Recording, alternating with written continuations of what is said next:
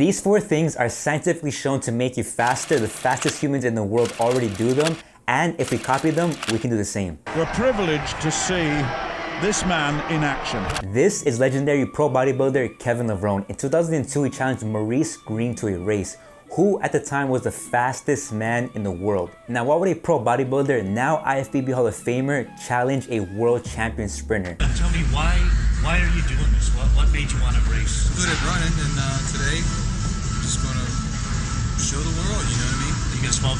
What I got, baby.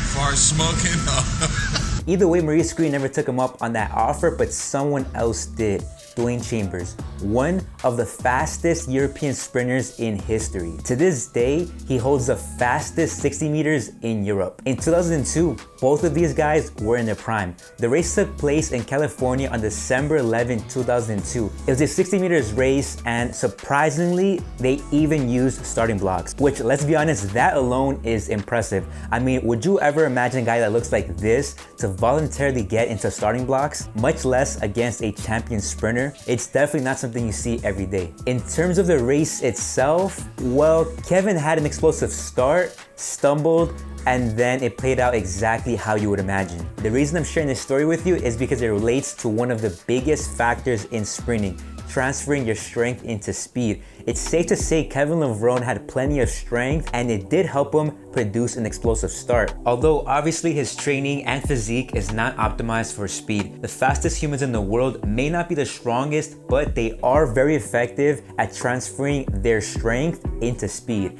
This is because of how they use their strength. A good example of this is Asafa Powell. Not only is he strong, he's also insanely fast. Many would argue that he has one of the most powerful starts in the history of athletics. The reason he is very effective at converting his strength into speed is because of the direction of force application. Simply put, in the acceleration, he is a master of applying horizontal forces, which has been shown in numerous studies to lead to better acceleration times. In fact, this study even states that how forces are applied is even more important than how much. Speaking of very strong, one of the strongest sprinters is none other than Usain Bolt. He's reportedly able to apply vertical peak forces of up to 5 times his body weight. This is another thing that all the fastest humans do, apply high peak forces. This allowed Usain Bolt to reach peak speeds of 27.78 miles per hour when he set the 100-meter world record in 2009.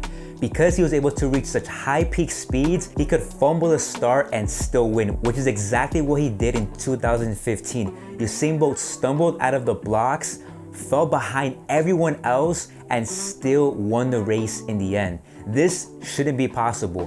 One of the reasons he's able to do this is because of his top speed.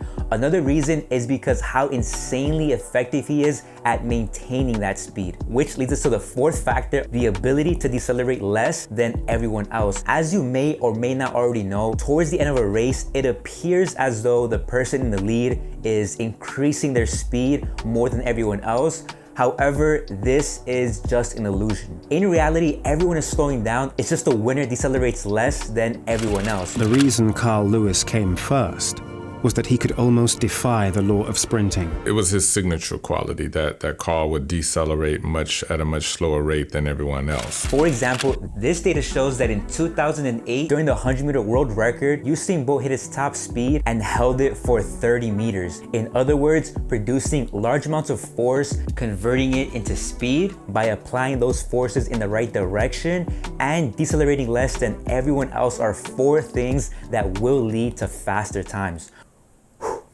All right, I hope you're still following, because here is where it gets even better. I'm gonna show you how you can figure out how effective you are at each of these factors through a scientific method called the force velocity profile. If you watched my last video about the force velocity curve, then you already know what I'm talking about. As promised, in this video, I'm gonna make my own FVP. If you're training in any sport that requires you to run fast, such as football, baseball, or rugby, this is one of the most valuable things that you can do to improve your speed. And don't take my word for it, it's backed by multiple multiple studies as a useful tool to improve sprint performance. Here is how you can do it yourself. In the last video, I mentioned that we can use the MySprint app to create our own force velocity profile. It's not free, and no, I don't make any money from it. Currently, it's just the best option because it's backed by science as a reliable method. Although, if you do want to do it yourself for free, there will be a way to do that in the description. Just a warning, it does require a bit more work. To perform the assessment, I first set up the markers, which should be placed strategically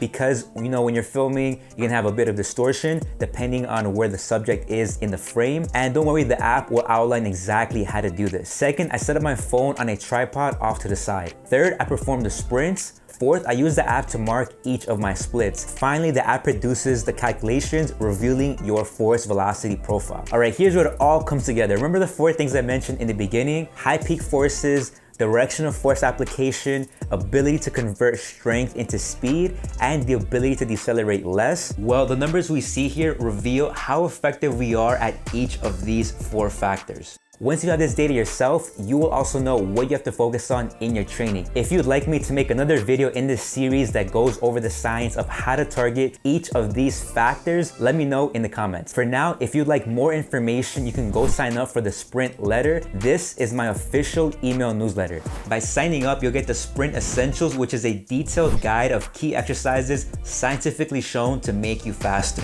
You'll get this entirely for free because this is only a sample of something bigger that I'm working on. Anyways, if you enjoyed this video, then click here to watch this one next, because after everything you just learned, this one will show you how to apply some of that information. So click here to watch that one next.